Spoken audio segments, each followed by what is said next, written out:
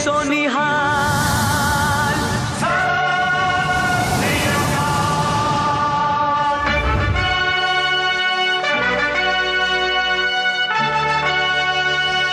बीते दिन दिल्ली से गुरुद्वारा प्रबंधक कमेटी के प्रधान हरमीत सिंह कालका तो जनरल सकत्तर जगदीप सिंह कालो की अगवाई हेठ संत समाज के वड्डे आगुआं ने प्रधानमंत्री श्री नरेंद्र मोदी नाल मुलाकात की।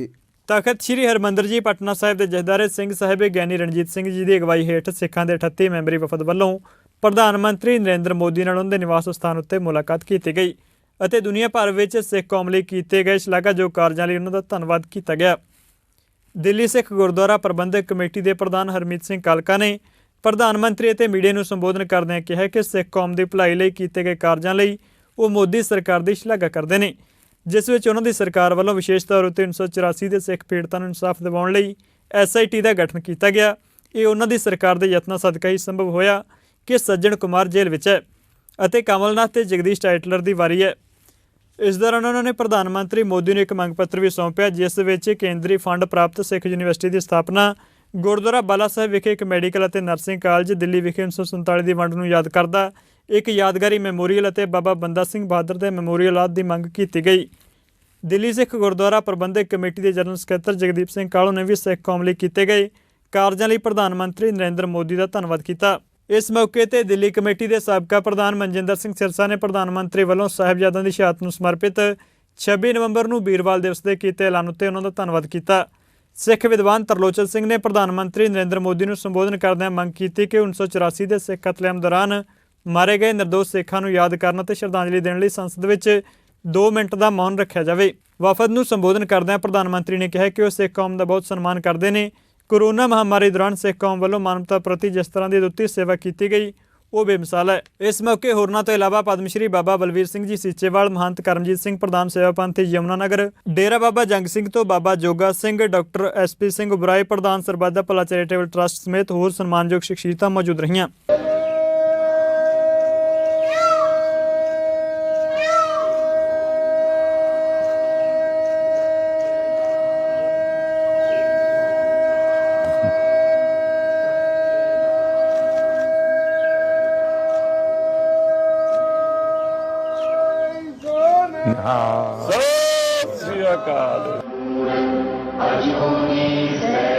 आप लोगों के बीच में रह करके जो मैं सीखा हूं, जो गुरु महाराजों ने सीख दी है, सब तो नहीं कर पाता हूं, लेकिन जितना कर पाता हूं उसी से मुझे आशीर्वाद मिलते हैं और मैं कर और ज्यादा करने का मन करता है। श्री गुरु गोबिंद सिंह महाराज जी का आभार व्यक्त करदा, जिन्हां ने भारत नूं माननीय मोदी जी जैसे प्राइम मिनिस्टर दिते हैं।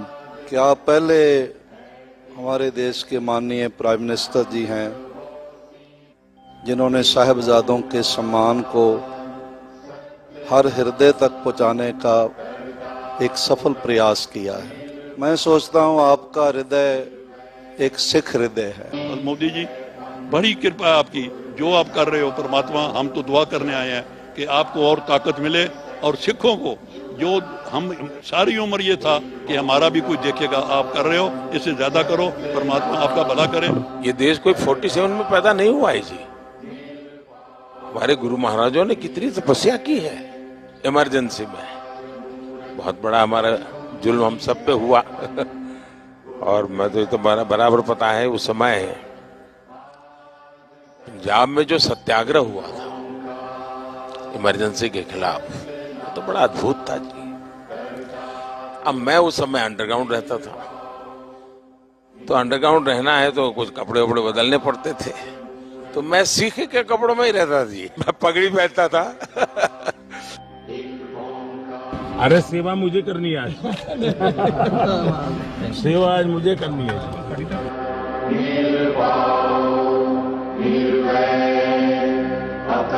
अब मुझे बताइए साहब, कोरोना में ये आप ही लोग हैं जिनको ऑक्सीजन का लंगर लगाने का मन कर गया। ये छोटी बात नहीं जी। अब मुझे बताइए, अफगानिस्तान था, इतना अभी भी हमारा कोई वहां हवाई जहाज जाना आना शुरू नहीं हुआ है, लेकिन गुरु ग्रंथ साहब सम्मान से वापस आना चाहिए। तो हमने उस व्यवस्था की, दुनिया के देशों से बात की, यहाँ तक लाने के लिए स्पेशल प्लेन का प्रबंध किया और मैंने मेरे मंत्रियों को माना कि भाई देखिए, मैं मानता हूं ये मेरे लिए सेवा का बहुत बड़ा अवसर है। आप जाइए, सिरसा जी भी गए, हमारे हरदीप पुरी जी गए, सर पर गुरु ग्रंथ साहब को लेकर के साहब सम्मान के साथ, क्योंकि मैं मानता हूं जी ये हमारे जीवन की बहुत बड़ा अनमोल रत्न है। सही, अनमोल रत्न है जी। गुजरात का होने के नाते हमेशा कहता हूं कि मेरा तो आप लोगों से खून का रिश्ता है, क्योंकि गुरु गोविंद सिंह जी के जो पहले पंच प्यारे थे उसमें एक मेरे गुजरात का द्वारिका का था जी। गुरु नानक देव जी के जीवन में साहब उन्होंने जीवन की साधना का सबसे ज्यादा समय जहां बिताया, वो स्थान हमारे पास न हो। एक 6 किलोमीटर दूर समझौता करके हम नहीं ला सके था। मैंने भी डिप्लोमेटिक चैनल शुरू की, कम से कम, क्योंकि दूरबीन से साहब सब लोग, मैं भी दूरबीन से देखता था पहले जब पंजाब में रहता था, मैं भी दूरबीन से दर्शन करता था जी। तो मेरा मन करता था कि भाई कुछ तो करे, कि ऐसा पवित्र काम था, गुरु महाराजों का आशीर्वाद था कि हो गया। और इतने कम समय में जो वहां हमने जगह बनाई है, आप में से बहुत लोग गए हैं, इतने कम समय में जी, ये श्रद्धा के बिना नहीं होता है जी। तो मैं आपको कहता हूं ये घर आपका है। मैं भी आप ही की तरह चलते चलते आया हूं, कल चलते चलते की गुरुद्वारे चला जाऊं। मैं समझदा देश ਦੇ ਵਿੱਚ ਪਹਿਲੀ ਵਾਰ ਹੋਇਆ ਕਿਸੇ ਪ੍ਰਧਾਨ ਮੰਤਰੀ ਨੇ ਸਾਰੀਆਂ ਸੰਪਰਦਾਵਾਂ, ਸਾਰੀ ਸਿੱਖ ਜਥੇਬੰਦੀਆਂ ਨੂੰ ਇੱਥੇ ਕਾਲ ਕੀਤਾ।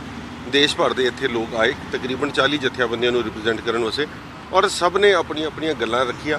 ਦੇਸ਼ ਦੇ ਪ੍ਰਧਾਨ ਮੰਤਰੀ ਨੇ ਜਿੱਥੇ ਉਹਨਾਂ ਦਾ ਧੰਨਵਾਦ ਕੀਤਾ, ਅਸੀਂ ਸਾਰਿਆਂ ਨੇ ਵੀ ਉਹਨਾਂ ਦਾ ਧੰਨਵਾਦ ਕੀਤਾ ਕਿ ਜੋ ਕਾਰਜ ਪਿਛਲੇ 7 ਸਾਲਾਂ ਦੇ ਵਿੱਚ ਸਰਕਾਰ ਨੇ ਆ ਕੇ ਕੀਤੇ ਆ, ਭਾਵੇਂ ਉਹ SIT ਨੂੰ ਲੈ ਕੇ ਹੋਏ, ਭਾਵੇਂ ਉਹ ਲਾਂਘਾ ਖੋਲ੍ਹਣ ਦੀ ਗੱਲ ਹੋਏ, ਭਾਵੇਂ ਬਾਲ ਦਿਵਸ ਮਨਾਉਣ ਦੀ ਗੱਲ ਹੋਏ, ਔਰ ਭਾਵੇਂ ਸਿੱਖਾਂ ਦਾ ਕੋਈ ਵੀ ਮੁੱਦਾ ਹੋਏ, ਉਹਦੇ ਉੱਤੇ ਜੋ ਉਹਨਾਂ ਨੇ ਕਾਰਜ ਕੀਤੇ, ਸਾਰਿਆਂ ਨੇ ਉਹਨਾਂ ਦਾ ਧੰਨਵਾਦ ਕੀਤਾ।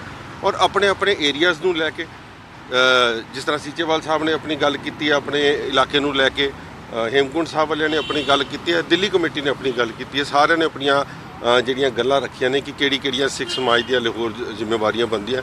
ਸੋ ਉਹਨਾਂ ਨੇ ਉਹਦਾ ਬੜਾ ਸੀਰੀਅਸ ਸੰਗਿਆਨ ਲਿਆ, ਔਰ ਆਪਣੀਆਂ ਭਾਵਨਾਵਾਂ ਜਿਹੜੀਆਂ ਸਿੱਖ ਸਮਾਜ ਦੇ ਨਾਲ ਉਹਨਾਂ ਦੇ ਜੁੜੀਆਂ, ਜਿਸ ਤਰੀਕੇ ਦੇ ਨਾਲ ਉਹ ਸਿੱਖਾਂ ਦੇ ਨਾਲ ਖਾਸ ਤੌਰ ਤੇ ਜੁੜੇ, ਗੁਜਰਾਤ ਤੋਂ ਲੈ ਕੇ ਲਖਪਤ ਦੀ ਆਪਣਾ ਗੁਰਦੁਆਰਾ ਸਾਹਿਬ ਦੇ ਬਾਰੇ ਉਹਨਾਂ ਨੇ ਇਤਿਹਾਸ ਦੇ ਬਾਰੇ ਗੱਲ ਕੀਤੀ। ਸੋ ਮੈਂ ਸਮਝਦਾ ਕਿ ਜਿਨ੍ਹਾਂ ਦੇ ਦਿਲਾਂ ਦੇ ਵਿੱਚ ਕਮਿਊਨਿਟੀ ਨੂੰ ਲੈ ਕੇ ਦਰਦ ਹੋ, ਉਹਨਾਂ ਨੇ ਅੱਜ ਗੱਲ ਕੀਤੀ ਹੈ। ਸੋ ਸਾਰਿਆਂ ਨੇ ਉਹਨਾਂ ਨੂੰ ਅੱਜ ਪ੍ਰੇਜ਼ ਕਰ, ਬਿਲਕੁਲ ਸਿੱਖ ਬੰਦੀ ਰਿਹਾਈ ਦੀ ਵੀ ਉਹਨਾਂ ਨੇ ਗੱਲ ਕੀਤੀ ਹੈ, ਉਹਨਾਂ ਨੇ ਬਲੈਕ ਲਿਸਟ ਦੀ ਵੀ ਗੱਲ ਕੀਤੀ ਹੈ, ਔਰ ਜਿਹੜੀ ਉਹਨਾਂ ਨੇ ਖਤਮ ਕੀਤੀ ਸੀ, ਔਰ ਅੱਗੇ ਬੰਦੀ ਰਿਹਾਈ ਦੀ ਵੀ ਗੱਲ ਕੀਤੀ ਹੈ। ਨਾਲ ਜਿਹੜੀ ਡਾਂਗਮਾਰ ਔਰ ਗਿਆਨ ਗੋਦਰੀ ਦੀ ਜਿਹੜੀ ਹੈ ਉਹ ਰਿਪਰੈਜ਼ੈਂਟੇਸ਼ਨ ਲੈ ਕੇ ਜਿਹੜੀ ਬੰਦੇ ਆਏ ਸੀ, ਉਹਨਾਂ ਨੇ ਉਹਨਾਂ ਦੀ ਗੱਲ ਸੁਣੀ ਹੈ। ਅਸੀਂ ਦਿੱਲੀ ਸਿੱਖ ਗੁਰਦੁਆਰਾ ਪ੍ਰਬੰਧਕ ਕਮੇਟੀ ਵੱਲੋਂ ਕੋਈ 6 ਮੰਗਾਂ ਰੱਖੀਆਂ, ਜਿਹੜੀਆਂ ਯੂਨੀਵਰਸਿਟੀ ਦੀ ਅਸੀਂ ਗੱਲ ਸੰਗਤ ਨੂੰ ਕਹਿ ਕੇ ਆਏ ਹਾਂ। ਗੁਰੂ ਤੇਗ ਬਹਾਦਰ ਸਾਹਿਬ ਨਾਮ ਦੇ ਉੱਤੇ ਯੂਨੀਵਰਸਿਟੀ, ਉਹਦੀ ਡਿਮਾਂਡ ਕੀਤੀ ਹੈ। ਬਾਲਾ ਸਾਹਿਬ ਹਸਪੀਟਲ ਨੂੰ ਚਾਲੂ ਕਰਨ ਨੂੰ ਅਸੀਂ ਉੱਥੇ ਮੈਡੀਕਲ ਕਾਲਜ ਦੀ ਗੱਲ ਕੀਤੀ ਹੈ। ਬਾਬਾ ਬੰਦਾ ਸਿੰਘ ਬਹਾਦਰ ਦੇ ਸਥਾਨ ਨੂੰ ਅੱਛੀ ਤਰੀਕੇ ਡਿਵੈਲਪ ਕਰਨ ਦੀ ਗੱਲ ਕੀਤੀ ਹੈ। 1947 ਦਾ ਮੈਮੋਰੀਅਲ ਬਣਾਉਣ ਦੀ ਗੱਲ ਕੀਤੀ ਹੈ, ਤਾਂ ਕਿ ਜਿਹੜੇ ਸਾਡੇ ਬਜ਼ੁਰਗਵਾਰ ਪਰਿਵਾਰ ਉੱਥੋਂ ਆਏ ਨੇ, ਔਰ ਖਾਸ ਤੌਰ ਤੇ ਜਿਹੜਾ ਸਿੱਖ ਇਤਿਹਾਸ ਹੈ ਔਰ 4 ਸਾਹਿਬਜ਼ਾਦਿਆਂ ਦਾ ਜਿਹੜਾ ਇਤਿਹਾਸ ਹੈ ਉਹਨੂੰ NCERT ਦੇ ਵਿੱਚ ਇੰਕਲੂਡ ਕਰਨ ਵਾਸਤੇ ਇਹੋ ਜਿਹੀਆਂ ਮੰਗਾਂ ਸਾਰੀਆਂ ਦਿੱਲੀ ਸਿੱਖ ਗੁਰਦੁਆਰਾ ਪ੍ਰਬੰਧਕ ਕਮੇਟੀ ਨੇ ਆਪਣੇ ਦੇਸ਼ ਦੇ ਪ੍ਰਧਾਨ ਮੰਤਰੀ, ਦੇਖੋ ਉਹਨਾਂ ਨੇ ਬਿਲਕੁਲ ਹਰ ਗੱਲ ਦੇ ਉੱਤੇ ਉਹਨੇ ਆਸ਼ਵਾਸਨ ਦਿੱਤਾ, ਔਰ ਮੋਰ ਔਰ ਲੈਸ ਉਹਨਾਂ ਦੀ ਹਰ ਚੀਜ਼ ਉਹਨਾਂ ਦੇ ਸੰਗਿਆਨ ਵਿੱਚ ਪਹਿਲੇ ਹੈਗੀ ਸੀ, ਕਿਉਂਕਿ ਜਿਸ ਬੰਦੇ ਨੇ ਜਿਹੜੇ ਇਲਾਕੇ ਦੀ ਗੱਲ ਕੀਤੀ ਉਹਨਾਂ ਨੇ ਉਹਦਾ ਉਸ ਤਰੀਕੇ ਦੇ ਨਾਲ ਜਵਾਬ ਵੀ ਦਿੱਤਾ। ਸੋ ਮੈਂ ਸਮਝਦਾ ਕਿ ਜਿਹੜਾ ਪ੍ਰਧਾਨ ਮੰਤਰੀ ਇੰਨੀ ਮਿਲੂਡਲੀ ਲੋਕਾਂ ਦੀਆਂ ਗੱਲਾਂ ਸਮਝ ਰਿਹਾ ਹੋਏ ਤੇ ਉਹਨੂੰ ਕਰਨੀ ਔਰ ਕਰਾਉਣੀ 'ਚ ਕਿਧਰੇ ਨਾ ਕਿਧਰੇ ਸਾਡੇ ਵੱਲੋਂ ਕਮੀ ਹੈ, ਉਹਨਾਂ ਵੱਲੋਂ ਕੋਈ ਕਮੀ ਨਜ਼ਰ ਨਹੀਂ ਆਈ। ਦੇਖੋ, ਦਿੱਲੀ ਕਮੇਟੀ ਵੱਲੋਂ ਇਹ ਸਾਰੇ ਸੰਤ ਸਮਾਜ ਔਰ ਦਿੱਲੀ ਸਿੱਖ ਗੁਰਦੁਆਰਾ ਪ੍ਰਬੰਧਕ ਕਮੇਟੀ, ਤਖਤ ਸ਼੍ਰੀ ਪਟਨਾ ਸਾਹਿਬ, ਹੋਰ ਸੇਵਾਪੰਥੀ ਜਥੇਬੰਦੀਆਂ, ਸਾਰਿਆਂ ਦੇ ਮੁਖੀ ਪ੍ਰਧਾਨ ਮੰਤਰੀ ਦੇ ਅੱਜ ਨਿਵਾਸ ਦੇ ਉੱਤੇ ਗਏ ਸੀ। ਪ੍ਰਧਾਨ ਮੰਤਰੀ ਜੀ ਨੇ ਸਾਰਿਆਂ ਨੂੰ ਜੀ ਆਇਆਂ ਕਿਹਾ ਹੈ, ਔਰ ਜੋ ਪ੍ਰਧਾਨ ਮੰਤਰੀ ਜੀ ਨੇ ਸਿੱਖ ਕੌਮ ਵਾਸਤੇ ਕਾਰਜ ਕੀਤੇ ਆ, ਅਸੀਂ ਉਹਨਾਂ ਦਾ ਜਿੱਥੇ ਧੰਨਵਾਦ ਵੀ ਕੀਤਾ ਹੈ, ਉੱਥੇ ਨਾਲ ਹੀ ਅਸੀਂ ਦਿੱਲੀ ਦੀਆਂ ਸੰਗਤਾਂ ਵੱਲੋਂ, ਦਿੱਲੀ ਸਿੱਖ ਗੁਰਦੁਆਰਾ ਪ੍ਰਬੰਧਕ ਕਮੇਟੀ ਵੱਲੋਂ ਪ੍ਰਧਾਨ ਮੰਤਰੀ ਜੀ ਦੇ ਕੁਝ ਆਪਣੀਆਂ ਮੰਗਾਂ ਰੱਖ ਕੇ ਆਏ ਆ, ਜਿਹਦੇ ਵਿੱਚ ਅਸੀਂ ਇੱਕ ਸਿੱਖ ਮਾਈਨੋਰਿਟੀ ਯੂਨੀਵਰਸਿਟੀ ਖੋਲ੍ਹਣ ਵਾਸਤੇ ਪ੍ਰਧਾਨ ਮੰਤਰੀ ਜੀ ਨੂੰ ਰਿਕੁਐਸਟ ਕੀਤੀ ਹੈ। ਇੱਕ ਮੈਡੀਕਲ ਕਾਲਜ ਵਾਸਤੇ ਅਸੀਂ ਉਹਨਾਂ ਨੂੰ ਬੇਨਤੀ ਕਰਕੇ ਆਏ ਆ। 1984 ਦਾ ਮੈਮੋਰੀਅਲ ਬਣਾਇਆ ਜਾਏ।